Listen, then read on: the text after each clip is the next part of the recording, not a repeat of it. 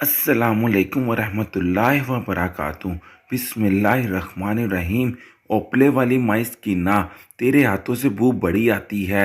लगता है तूने ज़िंदगी भर बस ओपले ही थापे हैं। माई इधर बैठ, बड़ी बदबू आ रही है तेरे बदन से। माई स्किना, तेरा घर तो सारा का सारा सड़ता ही रहता होगा। मासी तू क्या करेगी इतने पैसे जोड़कर? कोई कपड़े ही खरीद लिया कर। इन सब कपड़ों में तो ओपलों की बदबू बस गई है। मासी स्कीना को ऐसे ही न जाने कितने जुमले सुनते सालों गुजर गए थे, मगर वो तो जैसे हर बदबू से बेनियाज हो चुकी थी। इस पर तो बस एक ही धुन सवार थी कि इसे बस नबी जी के कदमों में जाना है, मदीना पाक की खाक को आंखों से लगाना है। इसी हसरत ने मासी स्कीना को सब कुछ खो जाने के बाद भी जिंदा रखा हुआ था। शोर जवानी में ही वफात पा चुका था। औलाद से ऊपर वाले ने महरूम रखा था। माँ बाप पहले ही चल दिए थे। इस बड़ी दुनिया में वो अकेली ही रह गई थी। कई दफ़ा कोशिश हुई कि वो दोबारा घर बसा ले, पर माई स्कीना ने अपने दिल में नबी जी के कदमों में जा बसने की लो लगा ली थी। इसी तड़प में तपती धूप हो या सख्त सर्दी, वो दिन भर ओपले थापते, अपनी कमाई भी खुद पर खर्च ना करती। कपड़े खाना जो कोई दे देता, बस इसी में गुजारा कर लेती। और कभी बीमार भी पड़ती तो एक ही दुआ मांगती, रब सोने तेरे पास तो आना ही है ना, बस मुझे तब तक ना बुलाना जब तक मैं नबी जी के कदमों की खाक को चूम ना लूँ।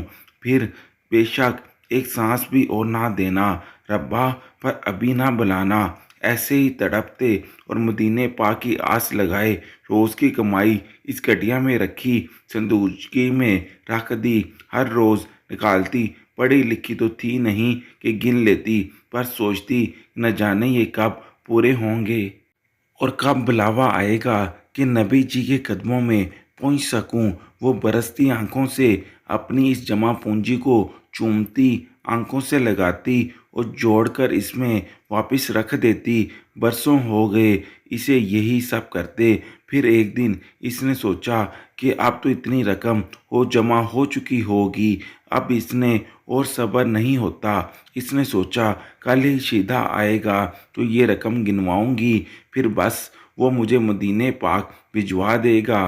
रात भर वो जागती रही, नींद कोसों दूर थी। सुबह तड़के ही तो झुकियां छोड़ के कच्चे मकान के बाहर वो जा पहुंची और आवाज़ें देने लगी, शीदे ओ शीदे, आज मजदूरी पर जाने से पहले मेरी बात सुन के जाना।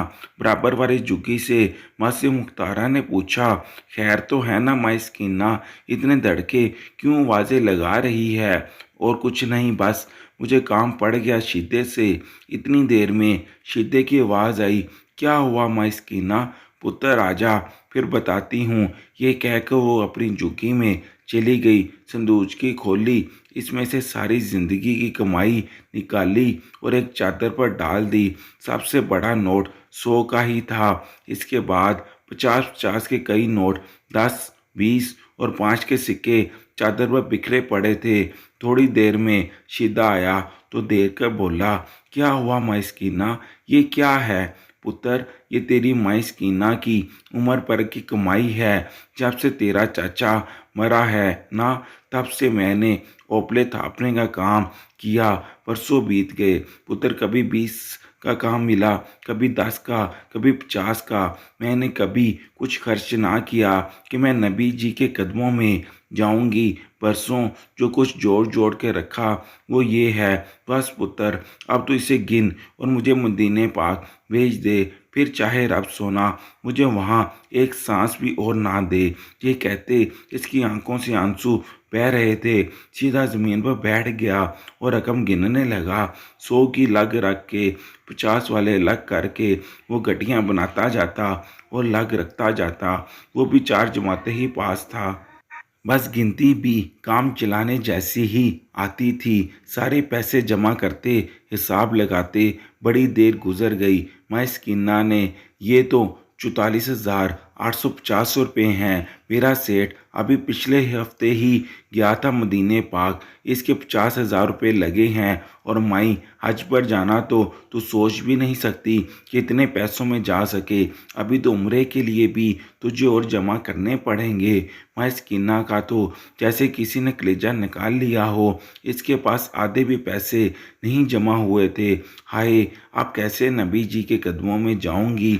इसकी आवाज़ अंदर ही अंदर कट रही थी। अच्छा, जा पुत्र, तू जा, रब सोना भेजेगा मुझे नबी जी के कदमों में। शीदे को तो इसने भेज दिया, खुद मगर बेसुकून हो गई। बिना कुछ खाए पिए कहाँ पर निकल आई। मगर जी के लगता ही ना था। अंदर ही अंदर तू कैसे खाए जा रहा था। उम्र के कितने बरस गुजार दिए रकम जमा करते, अब और कितने बरस गुजारूंगी बस रोते रोते, ओपले बनाते। और अब सोने से शिकवे करने लगी। मगर मदीने पाक की धुन ने इसे फिर से इस काम पे लगा दिया। अब वो ज़्यादा काम करती, ज़्यादा वक़्त लगाती, बस इसी में जती रहती। इस शाम वापस घर जाते हुए इसे अपनी पुरानी बाजी याद आई। बड़ी रहम दिल थी इनके घर। इसने शादी के बाद कुछ दिन काम किया, फिर शोहर के मना करने पर वो काम छोड़ा। जो कहता, जब तक मैं ज़िंदा हूँ तू घरों में काम नहीं करेगी। बस नई जगह है तो कुछ दिन कर लिया। अब मेरा काम ठीक चल पड़ा, अब तो कुछ नहीं करेगी। बस इसकी बीबी जी कहती, सर का साईं कमाए तो इसमें बरकत होती है। अब इसे वो बाजी याद आई, इनसे मिलने जाऊंगी। इस दिन वो खूब अच्छी तरह नहाई और जो सूट इस बार रमज़ान में इसे राशन के साथ मिला था वो निकाला। बाल बनाए। बरसों बाद इसने शीशे की तरफ देखा तो वो अब भी एक मुकम्मल औरत थी। अच्छी शक्ल सूरत वाली औरत, जिसामत भी लंबी चौड़ी। वो कहीं से भी उम्र सीधा नहीं लग रही थी, जैसे इसने खुद को बना लिया था। इसने अपनी सारी ख्वाहिशें बस एक ख्वाहिश के पीछे लगा दी। इसने सारी रकम निकाल कर एक कपड़े में बांधी और बड़ी सी चादर ओढ़ कर बाजी के घर की तरफ चल पड़ी। बाजी जुलेखा ने एक नज़र में ही इसे पहचान लिया। अरे स्कीना, कैसी है? परसों बात याद आई तुझे? बिल्कुल भूल गई थी। चल आजा, अंदर आजा। वो देखते ही इसे गेले मिली, शिकवे किए और साथ लेकर सहन में आ गई। बस बाजी, जब सरताज गया मेरी दुनिया बस ओपले बनाने में लगी रही। और बाजी, मैं आपके पास एक बड़े काम से आई हूँ। इसे सब्र नहीं हो रहा था कि वो मदीना पाक जाने की बात करने में मज़ीद कुछ देर करे। हाँ हाँ, बोल स्कीना। जुलेखा एक ऊंची नेक दिल औरत थी। बाजी, मैंने राजू के जाने के बाद परसों हुए अपनी ज़िंदगी का मकसद बस नबी जी के कदमों में जाकर बसना बना लिया था। दिन रात मेहनत की, मेरी हक लाल की कमाई। बाजी, कभी बीमारी में भी इसमें से खर्च ना किया। पर बाजी, शीदे ने वो सारी रकम गिनी है। वो तो कहता है कि इतने पैसों में मदीना पाक नहीं जा सकते। वो एक ही सांस में सारी बात कह गई। और आखिरी बात इसकी बाजी, मेरी तो ज़िंदगी बर्बाद हो जाएगी जो मदीना पाक देखे बिना ही मर गई। बाजी, तुम साबर साहब से बात करके मुझे किसी तरह मदीना पाक भिजवा दो। मैं सारी रकम लाई हूँ। इसने कपड़े में बंधी रकम निकाली और मेज़ पर रख दी। जुलेखा को इसके अंदर की तड़प नज़र आ रही थी। इसने साबर साहब से बात करने का वादा किया और इसे कल आने को कहा। कल तक का तो कैसे इंतज़ार करूं? मैं तो बस जी ही मदीने पाक के लिए रही हूँ।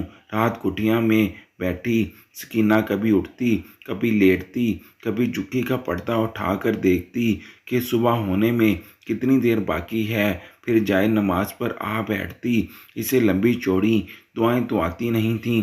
बरसों से बस एक ही दुआ याद थी इसकी, तो सजदे में रोती वही दोहराने लगी। रब सोने नबी जी के कदमों में बसा दे। एक बार खाके मदीना चूम लूँ, फिर चाहे अगले सांस भी नसीब ना हो। रब सोने, रोते रोते कब इसके सजदे में ही आंख लग दी गई, इसे पता ही ना लगा। मुर्ग बांग देने लगा, अजान देने लगा तो आंख खुली देखा तो जाए नमाज पर ही सजदे में ही सोई हुई उठी। फिर इससे वज़ू किया। बीबी ने कुरान पढ़ाते सिखाया था वज़ू करना। उन्होंने इस कीना के दिल में ये नबी जी के इश्क का बीज बोया। बीबी जी, अल्लाह ने हमें बड़े घर क्यों नहीं दिए, कोठियाँ क्यों ना दी, हम क्यों झुग्गियों में रहते हैं। इसके ऐसे सवालों के जवाब भी बीबी जी से समझाती।